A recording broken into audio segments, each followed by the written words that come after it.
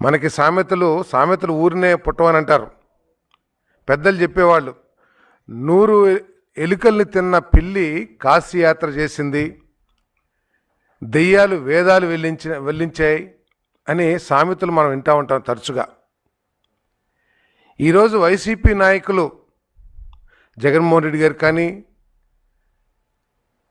సజ్జల రామకృష్ణారెడ్డి కానీ, లేదా వాళ్ళ నాయకులు మాట్లాడే మాటలు వింటే ఆఖరికి కాశీ యాత్ర చేసిన పిల్లి, వేదాలు వల్లించిన దెయ్యాలు కూడా తలదించుకునే విధంగా మాట్లాడుతున్నారని చెప్పేసి ఈ సందర్భంగా నేను తెలియజేస్తా ఉన్నాను.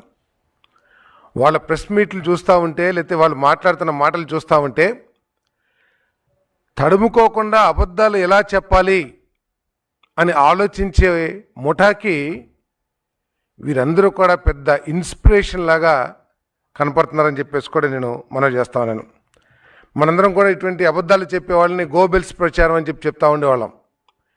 ఈ 18 నెలల కాలంలో గోబెల్స్ని మర్చిపోయి జగన్ బెల్స్ని గుర్తు చేసుకునే విధంగా మరి ఈ రాష్ట్రంలో ప్రతిపక్షం యొక్క పనితీరు ఉందని చెప్పేసి మనం చేస్తాను.